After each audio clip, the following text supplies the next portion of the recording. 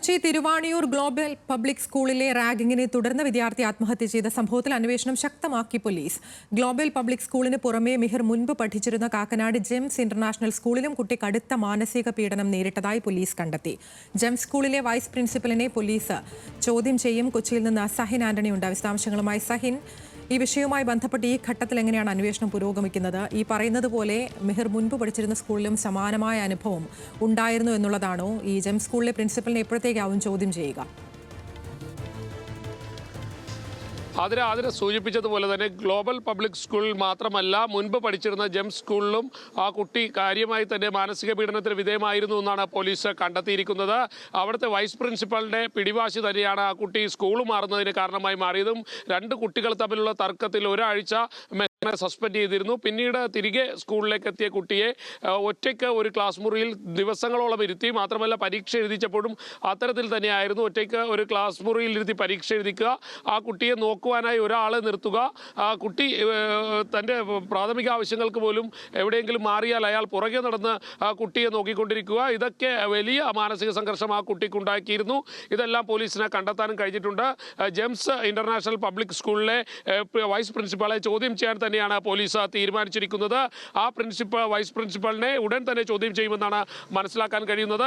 ഇപ്പോൾ നമ്മളുള്ളത് global public സ്കൂളിലാണ്. കുട്ടി ആത്മഹത്യ ചെയ്യാൻ കാരണമായ സ്കൂളിന് മുന്നിലാണ് നമ്മളുള്ളത്.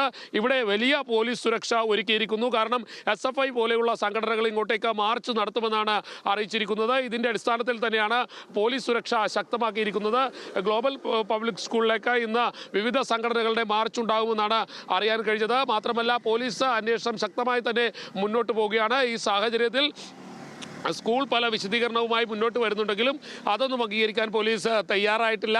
എന്തായാലും ശക്തമായ പരിശോധനയും ഒപ്പം തന്നെ അന്വേഷണവുമായി മുന്നോട്ട് പോയിക്കൊണ്ടിരിക്കുന്നു. ഇപ്പോൾ നമ്മൾ നിൽക്കുന്നത് ഗ്ലോബൽ പബ്ലിക് സ്കൂളിൻ്റെ പ്രധാന കവാടത്തിന് മുന്നിലാണ്.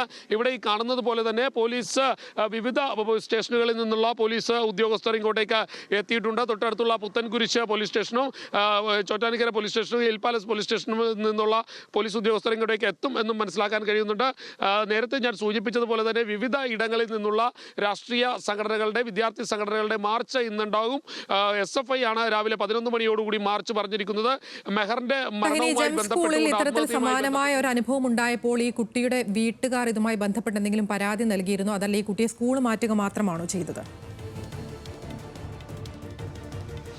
ജെംസ് സ്കൂളിൽ ഇത്തരത്തിലുള്ള പരാതി പോലീസിന് ലഭിച്ചിട്ടില്ല എന്നുള്ളതാണ് പോലീസ് പറയുന്നത്. അന്ന് പരാതി ലഭിച്ചിരുന്നെങ്കിൽ സ്വാഭാവികമായും ആ വൈസ് പ്രിൻസിപ്പലിനെതിരെ കേസ് എടുത്തേനെ എന്നും പോലീസുകാർ പറയുന്നുണ്ട്.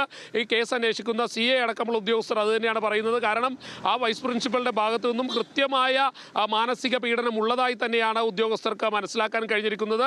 3 മാസം പിന്നിട്ടത് കൊണ്ട് മാത്രമുള്ള ഒരു തടസ്സമേ ഇപ്പോൾ ഉദ്യോഗസ്ഥരുടെ മുന്നിലുള്ളൂ. എങ്കിലും ആ വൈസ് പ്രിൻസിപ്പലെ ചോദ്യം ചെയ്യാൻ തന്നെയാണ് ഉദ്യോഗസ്ഥർ തീരുമാനിച്ചിരിക്കുന്നത്. മാത്രമല്ല, കുടുംബത്തിന്റെ പരാതിയും ലഭിച്ചിട്ടുണ്ട്. ആ പരാതിയുടെ അടിസ്ഥാനത്തിൽ എല്ലാം തന്നെ മുന്നോട്ട് പോകാൻ തന്നെയാണ് പോലീസ് തീരുമാനിച്ചിട്ടുള്ളത്. ജെംസ് സ്കൂളിൽ നിന്നും വലിയ രീതിയിലുള്ള മാനസിക പീഡനം ആ കുട്ടി അനുഭവിക്കേണ്ടതായി വന്നു. നേരത്തെ ഞാൻ സൂചിപ്പിച്ചതുപോലെ തന്നെ ഒറ്റയ്ക്ക് ഒരു മുറിയിൽ ദിവസങ്ങളോളം ഇരുത്തുക, പരീക്ഷ എഴുതുമ്പോൾ പോലും ഒറ്റയ്ക്ക് ഇരുത്തി പരീക്ഷ എഴുതിക്കുക, കൂടാതെ ബാത്റൂമിൽ അടക്കം പോകുമ്പോൾ ഒരാളെ പുറകെ വിടുക, അയാൾ നിരീക്ഷിച്ചു കൊണ്ടിരിക്കുക. ഇതെല്ലാം വലിയ മാനസിക സംഘർഷത്തിന് കാരണമായിരുന്നു. ഇക്കാര്യം കുട്ടി വീട്ടിൽ പറഞ്ഞിരുന്നു. മാത്രമല്ല, നന്നായി ബാസ്കറ്റ്ബോൾ കളിക്കുന്ന കുട്ടി കൂടിയാണ്. ആ കുട്ടിയെ അതിൽ നിന്നും ഒഴിവാക്കിയിരുന്നു. ഇതെല്ലാം വൈസ് പ്രിൻസിപ്പലിന്റെ നിർബന്ധ ബുദ്ധി കാരണമായിരുന്നു. ഒരു കുട്ടിയോടല്ല, ആത്മഹത്യയുമായി ബന്ധപ്പെട്ടാണ് അന്വേഷണം ഊർജിതമായി പുരോഗമിക്കുകയാണ്. ഇപ്പോൾ കുട്ടി മുൻപ് പഠിച്ചിരുന്ന ജെംസ് സ്കൂളിന്റെ പ്രിൻസിപ്പലിനെയും ചോദ്യം ചെയ്യാൻ ഒരുങ്ങുകയാണ് പോലീസ്. അവിടെയും സമാനമായ ബുദ്ധിമുട്ടുകൾ ഈ കുട്ടി നേരിടേണ്ടി വന്നു എന്നുള്ളതാണ് ഈ ഘട്ടത്തിൽ പുറത്തുവരുന്ന വിവരങ്ങൾ. സഹിൻ ആന്റണിയാണ് വിശദാംശങ്ങൾ നൽകിയത് കൊച്ചിയിൽ നിന്ന്.